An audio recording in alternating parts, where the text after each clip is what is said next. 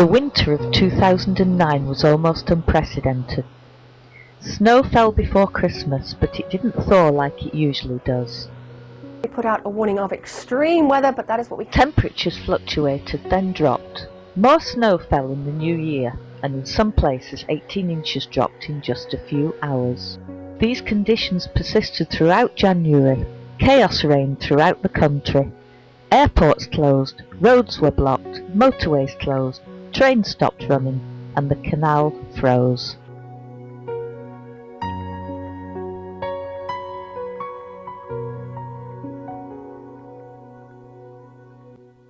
The vibrant greens of summer were replaced by autumn colours and finally by the whiteness of winter.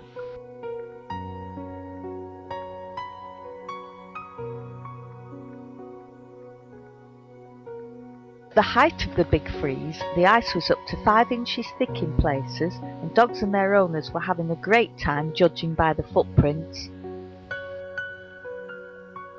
At Carnforth moorings, all the boats were locked in, and a profound silence blanketed the marina.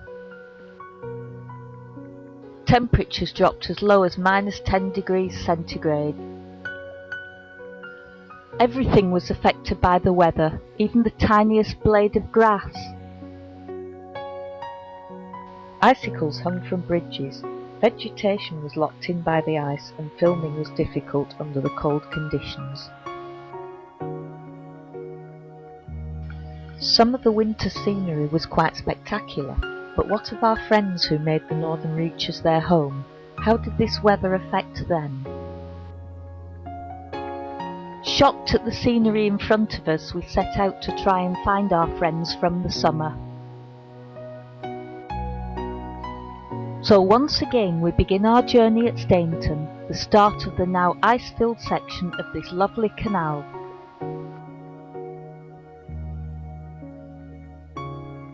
At first glance the canal appeared devoid of life. Suddenly we noticed movement under the trees on the opposite bank, where amazingly it was so sheltered no snow had settled. This was a moorhen, a first-year bird. The resident pair had obviously been successful in raising at least one chick, and there were probably more. A mile down from Stainton, we reached the weedy basin where last summer the heron and the carp fished in the shallows. Today we found inches of ice and snow and little sign of life. Gone were the ducks, the moorhens and the swans. With their food locked in ice, they have had no choice but to leave. But away from the canal itself we did come across some signs of life. The resident blackbird kept a sharp eye on us as we wandered down the towpath.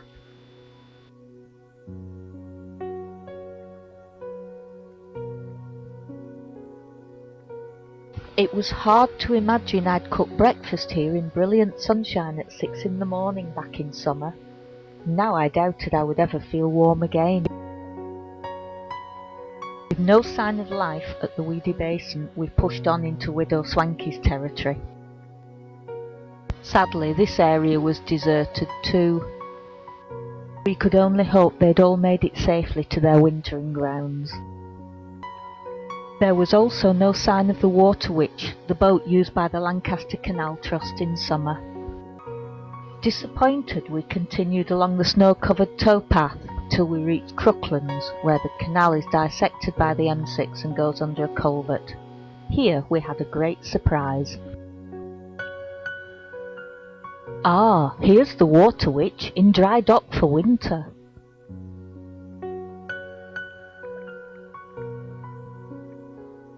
Here we found our first patch of open water and our first real sign of waterbird life.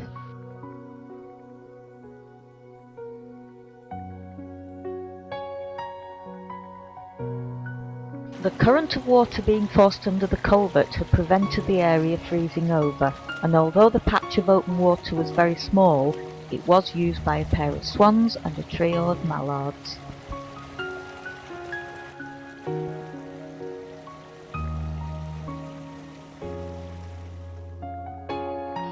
What joy to find some friends at last, although we did wonder who they were.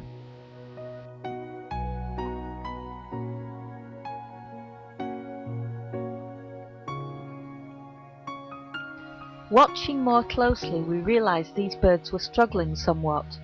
They recognised us as a food source, but reaching us through the ice was difficult.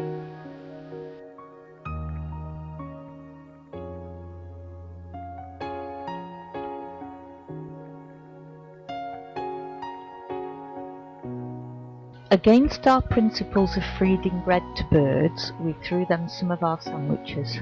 How could we not feel sorry for them?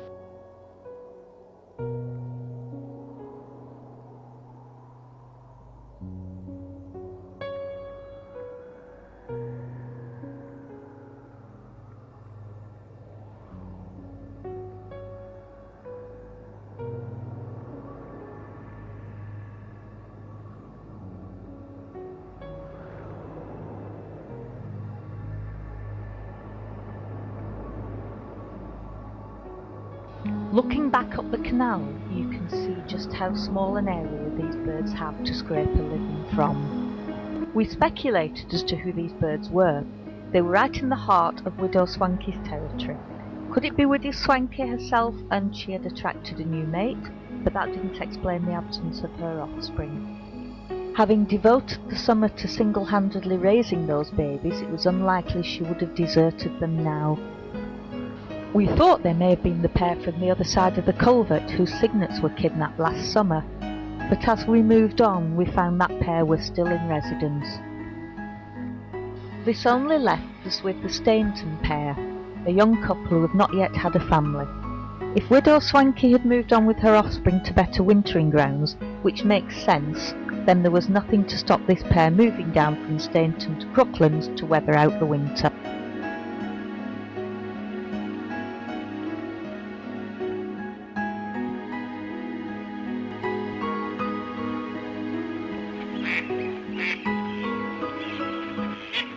Sharing the territory with the swans were 3 mallards who were also hopeful that we would feed them.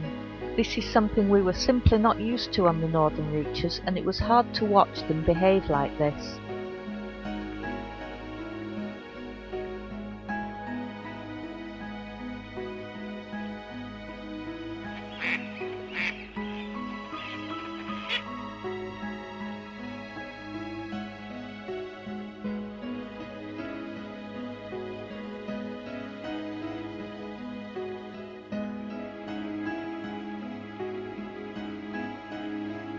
Again we shared some of our sandwiches.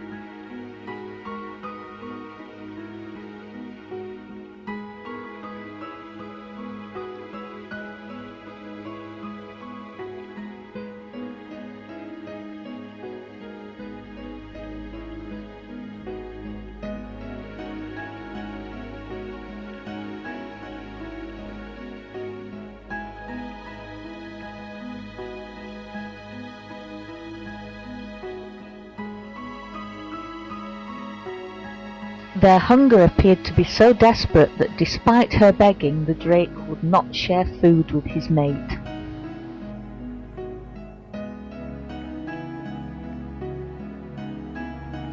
We finally had to move on as it was too cold to stand still for too long. We threw them some more and wished them well.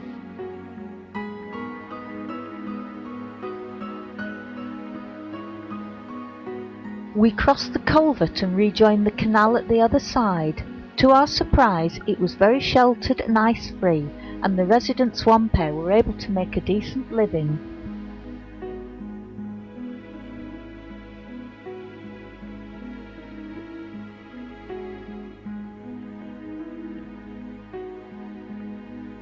Just a little further on, the ice returned with a vengeance, and as we reached Farleton Fell, this heartbreaking sight came into view.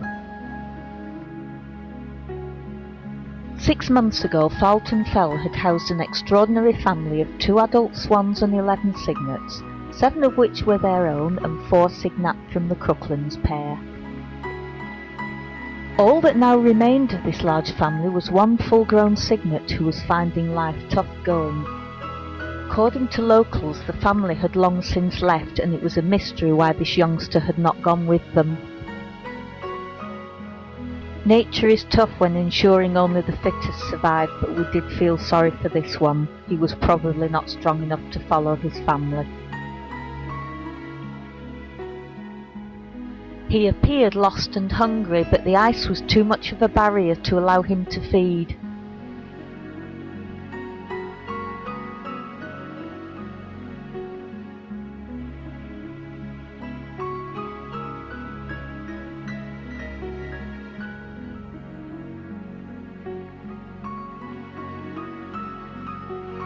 At one point he raised his wings as though to attempt to take off, but swans need a long runway and this one was far too slippery, so as expected he didn't even try. Under the bridge where the ice was much thinner, his bulky weight crashed through and he was able to take a drink.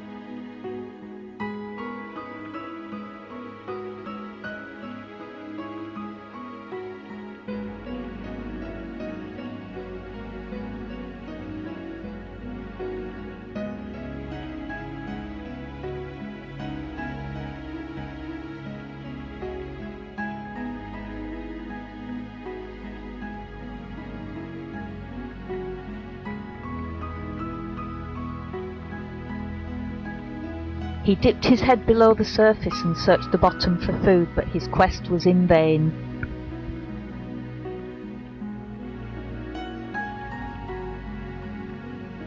Even though he had broken through, the ice was unrelenting, and now he could neither walk nor swim, and we filmed his desperate struggles.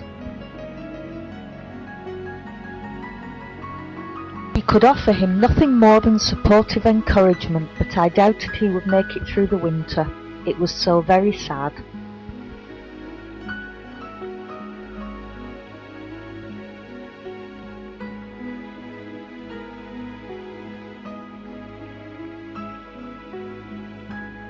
At the other end of the scale, the smaller birds seemed to be doing much better, and this robin kept a close eye on me as we filmed the stricken cygnet.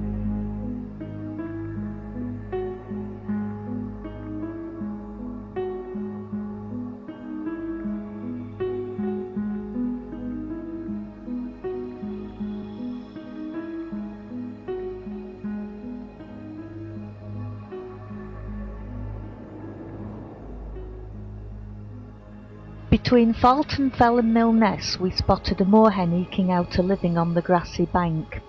This bank was very sheltered and had caught more sun than snow.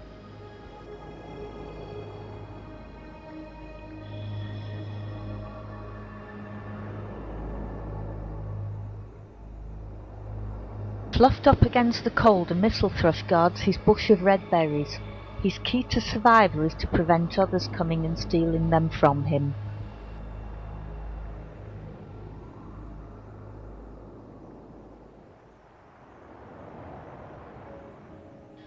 Thrushes can spend the winter in one small patch, and this pantry is rich with red berries. He will spend a long time guarding it against other hungry beaks.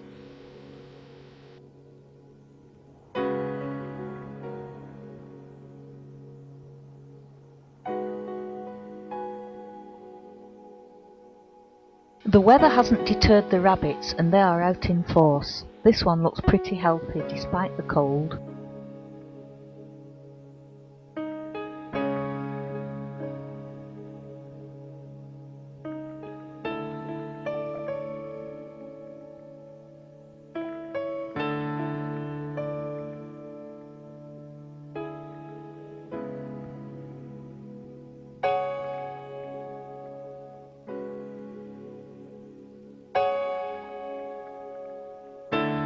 Even though the canal was locked in ice, signs of life were evident if you looked hard enough.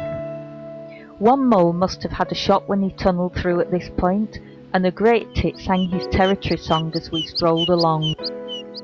Moving on from the stricken cygnet at Falton Fell, we followed the canal down to Millness.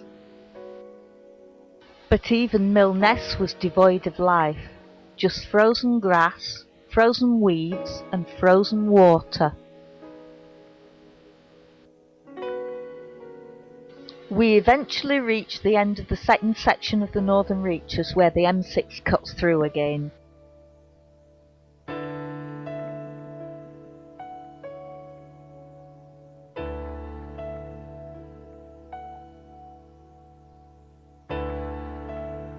After negotiating the motorway, we picked up the canal again just before Holme Village. Here we had a great surprise as we found a large expanse of open water and a whole flock of water birds.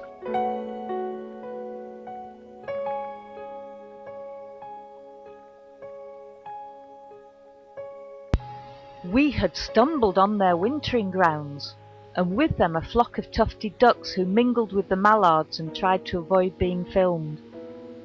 We couldn't believe our luck at this bird bonanza. Several species were here in close proximity, including coots and moorhens, who are normally fractious birds and quarrelsome among themselves.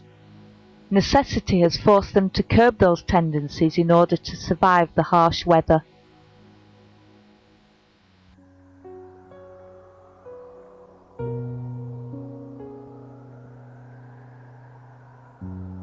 Since we were very close to home village, these ducks were used to being fed and scrambled across the ice to greet us.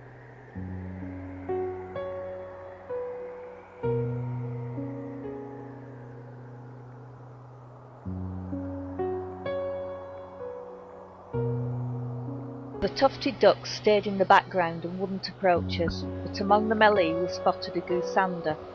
Sadly, we were unable to film him. He was very shy and dived every time we trained the camera on him. But it was the swan family we were interested in. Was this perhaps the missing family of the stricken cygnet?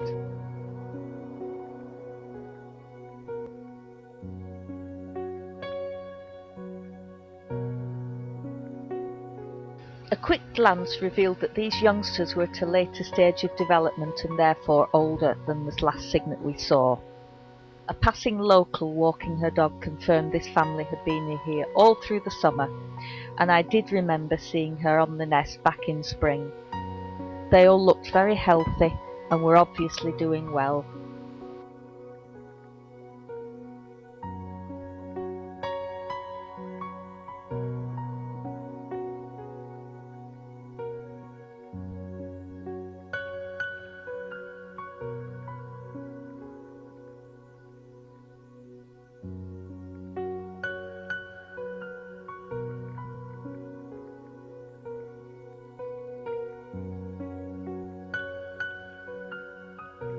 Despite the presence of ice here, there was enough open water to sustain all these birds for the winter, and they seemed to be coping well.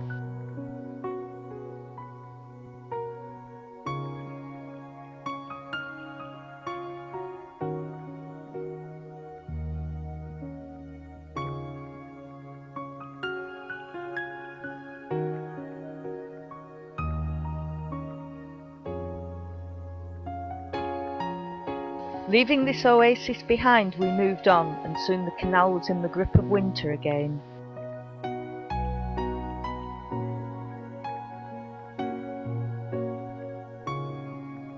At first we couldn't understand the significance of these marks in the snow, but then we realised this was where a bird had recently landed.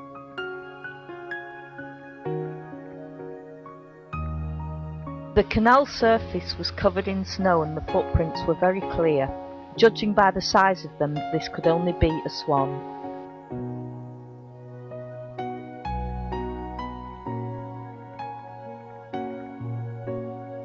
The footsteps led to an open patch of water under a bridge where the ice was thin. Footsteps also led away from it at the other side. We followed them. They went on and on and on.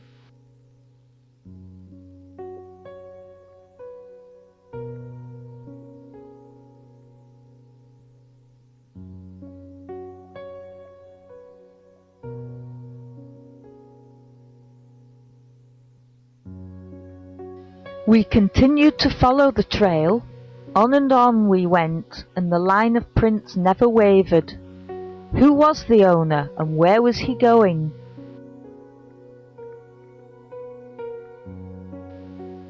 Finally we caught up with our quarry, and he altered his course to greet us. His greeting, however, was not just for pleasantries. He was looking for food, and we were just a meal ticket to him.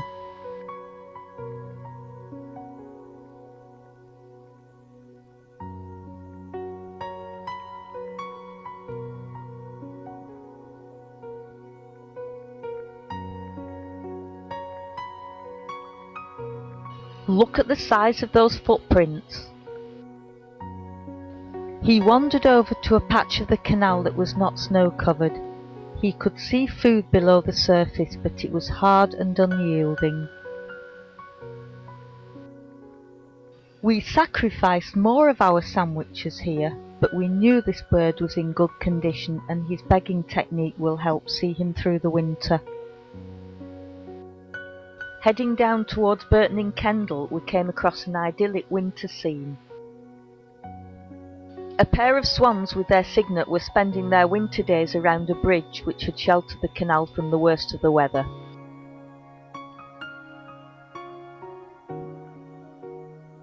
These three seemed to be weathering the winter well and were not interested in us, so we went on our way after a few photographs.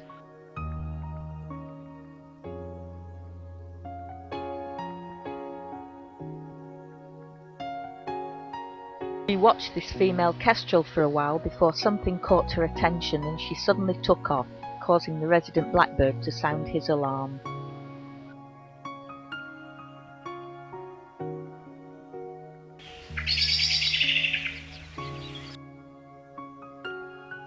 Maybe the kestrel sensed the snowstorm because within minutes it was almost a whiteout.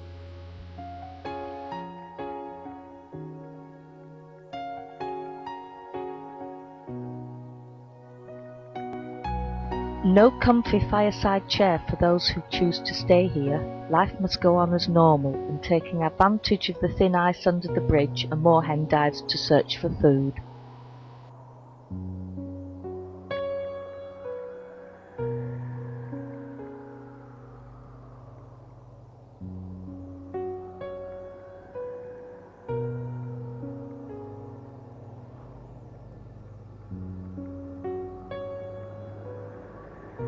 Having satisfied her hunger for now, she disappeared back into the undergrowth.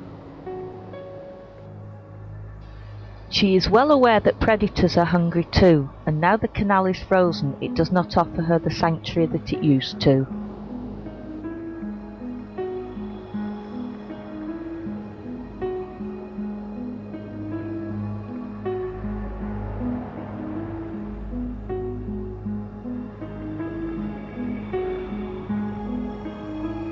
The canal is no barrier to anything at the moment, and even rabbits are searching further afield for their food.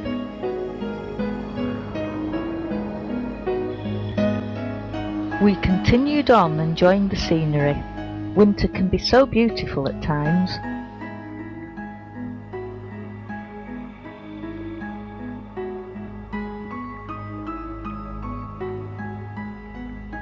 Despite the abandoned look of this canal, the subtle signs of life are there.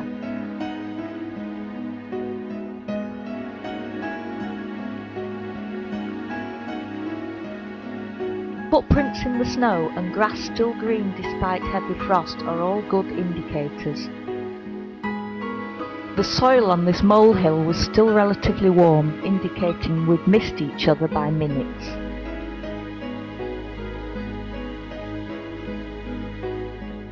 Predictably, there was a small patch of open water underneath each bridge, vital for the residents. Even small birds are able to take a drink at these oases. Half a mile further on, we became excited when we heard the distant calls of the resident pair of buzzards echoing across the fields. We scanned the area hoping to film them this time.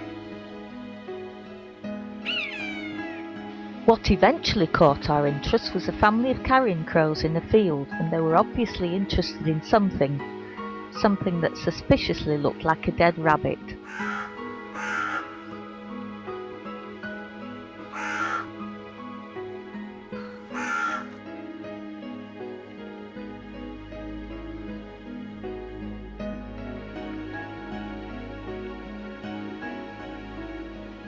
We watched fascinated as they tore into it, then something suddenly spooked them off and we found ourselves looking at a buzzard. This was obviously his kill and he didn't like sharing it. What an exciting scene! The crows didn't like sharing it either and tried to steal scraps. The bird was quite some distance away and we tried to zoom in, but we lost a lot of definition and had to zoom out again. This bird is so big I suspect it's the female.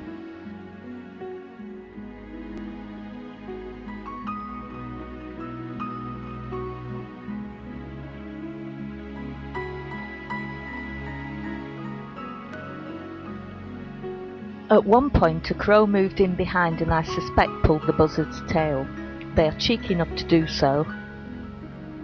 He certainly got a reaction from the buzzard. Let's see that again in slow motion.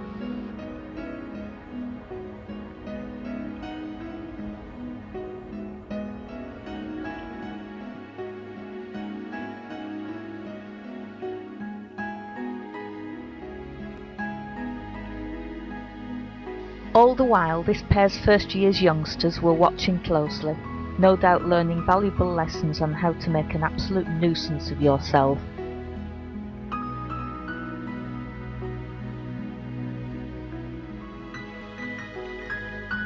Clearly, predators and scavengers are faring better in this weather than the other birds, and we remained fixed on this scene, glad we'd finally managed to film a buzzard. Eventually she was sated and took off, leaving the crows to home in on the remains. But within seconds the male had landed, scattering the crows once again.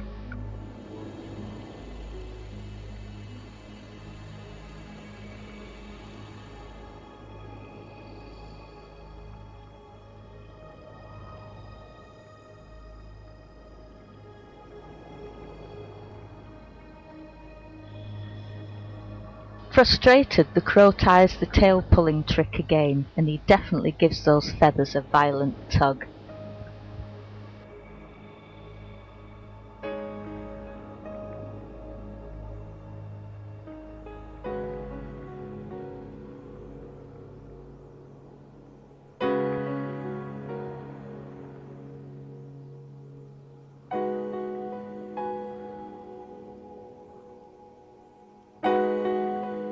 Emboldened by the parents' efforts, a youngster joins in.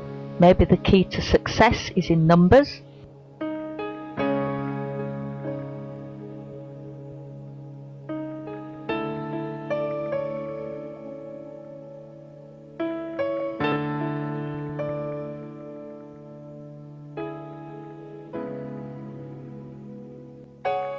Eventually the male is satisfied and he suddenly takes off, startling the tail-pulling crow in the process.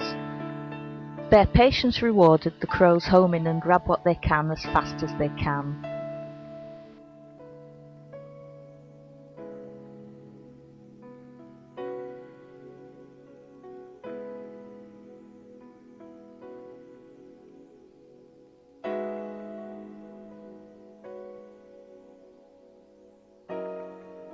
Conscious of the fading light, we reluctantly moved on, and by the time we reached Burton in Kendal it was just about dark. We stopped under a bridge to pack the equipment away, then we spotted movement in a tree across the canal and found a moorhen bedding down for the night.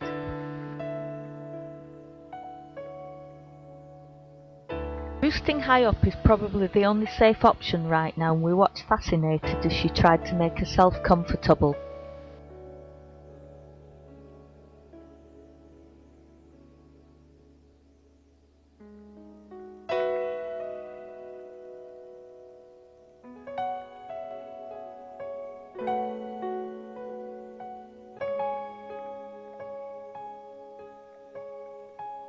We moved away to leave her in peace and realised it was now dark.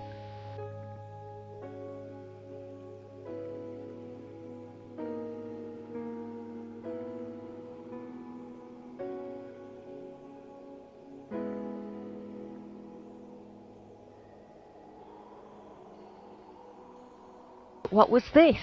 A movement caught our eye as a robin appeared from nowhere and landed at our feet. Fascinated by his behaviour, we shot in night mode as the robin came closer still. Then we realised he was in trouble. Fluffed against the cold, and bold enough to venture to humans after dark could only mean this bird was starving. We only had bread to offer him and we gladly gave it, but we feared our help had come too late. The following morning we went back with mealworms, but we never saw him again.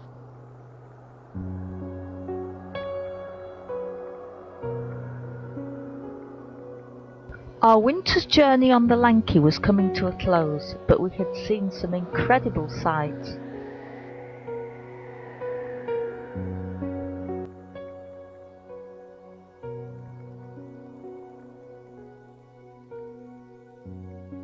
Jewetfield Locks, frozen to the point of the waterfall. The Burton Stretch locked in ice while Farleton Fell remained relatively free.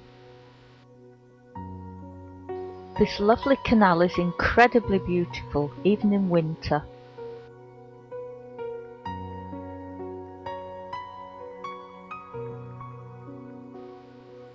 The spectacular Loon Viaduct, a heron's paradise in summer, is still a showcase when dressed in white. We've seen some heartbreaking sights too, such as the abandoned cygnet and the starving robin. What is really incredible is the resilience of our wild places and their residents. They always say it is darkest just before the dawn. Amidst the cold, the snow and the ice, one finds evidence there is no set time when one season ends and another begins. Despite the ice and snow all around us, in a sheltered corner we found banks of snowdrops. These flowers are long thought to herald the imminent arrival of spring. With buds on the branches and next year's catkins waiting to blossom forth, maybe it really is not too far away. But what really gladdened our hearts was the sight that greeted us back at the car. He may have been an offspring of the ill-fated robin we tried to help. His home is in a more sheltered spot, with more opportunities for finding a meal. He was certainly fit and well, and his interest in us was not based on starvation.